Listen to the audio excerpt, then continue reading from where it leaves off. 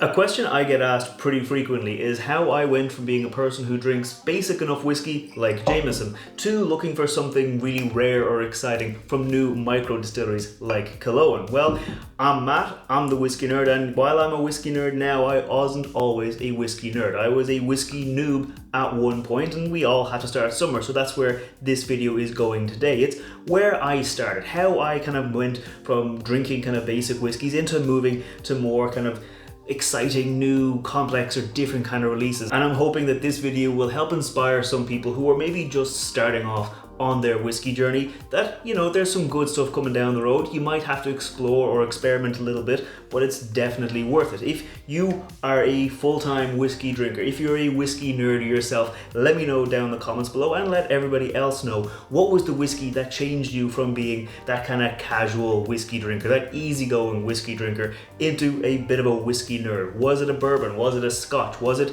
something that was so easy to drink, or was it something high proof? Either way, let us know down below. And since I am a bit of a whiskey nerd, if you want to see a video on how I review whiskeys, what's my process from my research through to my tasting, I'll have a video coming out in about a week or two about that process right there. But today, it's all about the journey, but how we started, how you get from A to B. And I think that one of the best ways of getting from A to B is not to drink whiskey straight. I mean, think about it. If you are a brand new drinker, if you're in Ireland, you're 18, if you're in America, you're 21, and you're looking at spirits, I mean, would you drink gin or vodka straight? Would you drink that neat? No, most people will have vodka with a soda or a gin and tonic. Same thing with whiskey. It is coming in at the bare minimum at 40% alcohol by volume. So if you're never used to having drunk spirits before, it's gonna feel hard and hot. So I'm not ashamed to say I still am a fan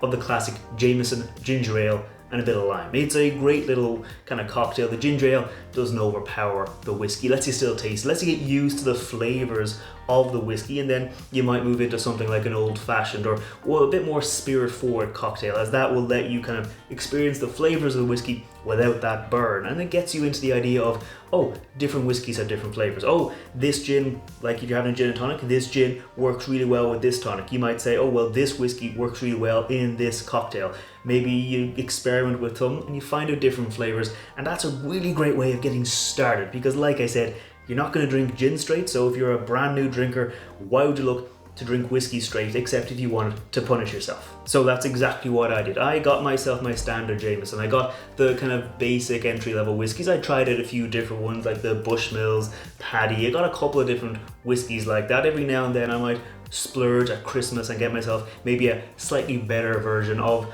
those standard bottles. It might be the Black Bush from Bushmills, or you know, it could be like a Green Spot from the Middleton distillery if I'm looking to get something quite fancy. But again, all those whiskeys coming in about that 40%. Not going to be a huge amount of burn in that kind of whiskey when you're tasting it. So it's very easy, and you can kind of get yourself into that kind of mindset where you're drinking whiskey and you're saying, great, I'm kind of enjoying the flavors here, before you move into something that's a bit more high proof.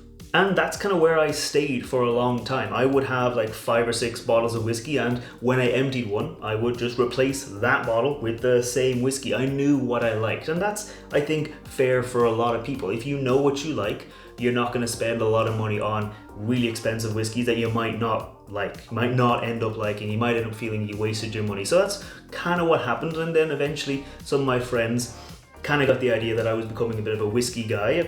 I probably was compared to them, and I got a couple of whiskey presents at Christmas. And I think the whiskey that for me turned me from being that kind of casual whiskey drinker into looking for something a bit more was the Powers John's Lane whiskey. So that came in, same kind of distillery as the Middleton distillery, same people that make the Jameson, the Redbreast and the Green Spot and all that. This is the Powers John's Lane. Came in at 46% ABV, so I had that little bit of a bump, and suddenly I was like, well, this actually tastes a bit more. It doesn't have a huge amount of burn, because I was used to it by that point. I thought this actually tastes a bit more. Oh, maybe I should try some other whiskeys. Maybe I should try other whiskeys at a slightly higher proof. But again, I didn't want to have that really expensive kind of, you know, risk it, buy a really expensive whiskey and say, oh, I'm gonna run out of money. I'm not, at the time I was still kind of young, I'm still kind of young now, but like this was a decade ago at least. So I was kind of like, oh, I don't have a huge amount of money, don't want to waste it. So what I did, and it's what probably a lot of you people do, you go to a whiskey bar. You go to a whiskey bar and you say, okay, I might try a flight, which is where you get kind of like half measures of a couple of different whiskeys. You say, okay, I'm gonna try some bourbons that maybe come in at like 100 proof or 50% alcohol. I say, I might try a couple of Scottish whiskies to get some of that peated smoke flavor. And I kind of went around and explored a few different whiskeys, explored a few different styles, explored a few different of those like proof points. And I said, well, now I'm learning what whiskeys I like. I'm learning what whiskeys I don't like, very importantly. And I think that's the big step that a lot of people need to take on their whiskey journey when you're going from A to D. Some people, they try and jump in right at the end and they think, oh, they spent a lot of money, but they might not like the whiskey, or they might not appreciate it, or they kind of don't really know what they like. You might be a bourbon drinker, but if you're only ever drinking peated Scotch whiskey, you might say, well, I hate whiskey. And I think that's the kind of the middle step. Sometimes people try to jump over it without exploring where they're going, exploring where their journey is taking them. And I think that's really important. Another great step, if you have a whiskey club near you, you can join that whiskey club. You can kind of find some people who will be willing to share some nice samples. You can have different kind of events, you can go to different kind of tastings. Even if there's no whiskey club near you, sometimes bars near you, especially loads of bars here in Dublin, have like events where they invite brands in, and for a discounted price you get to try a bunch of whiskies from that brand, and that really helps you kind of explore the scene a bit more, because there's a whiskey scene definitely in most cities around the world. If you're watching this, you're probably from a city that has a whiskey scene, and there's a lot of people in the kind of whiskey scene, the whiskey community, who are very fun and friendly and knowledgeable, and they're whiskey nerds. They're whiskey nerds. Like me, I have a whole YouTube channel about whiskey education and talking about whiskey. So if you're a person who wants to know about whiskey, just ask someone. If you're at one of those tastings, you're at a club event, say to someone beside you, hey, what's this brand about? What's this? I haven't heard of this brand before. What do they do that's special? And you will every now and then run into those kind of gatekeepy people. They're in every kind of hobby. You know, the people who say, oh, if you don't know everything about whiskey, why are you here? Get out of here. Ignore those people. For every one of those people, you're going to find 2 or 3 dozen people who will take you under their wing and say, well, this is from Cologne, and let me tell you why it's special. Let me tell you why this whiskey is super rare and expensive. And just spoiler alert, this is a whiskey, I just bought it yesterday. This is a single cask of Cologne whiskey that they did for the James Fox store in Dublin. Apparently it's very nice. I've yet to crack it open because it's still early morning, but that will be reviewed very soon and it will be on the channel. But that idea of like, oh, what's special about this? And it lets you know more about whiskey, lets you know more about the kind of brands and the ones you like. And I think that's really important as well in learning about whiskey and getting from that A to D and taking that step. Oftentimes there's people there around you who'll be willing to talk to you and share information, and it makes whiskey less about drinking and more about the fun, more about the kind of knowledgeable. You go, oh, I tasted this one before and now it actually tastes a bit different, or oh, I tasted something from this distillery but this one is completely different. It's really interesting to see them go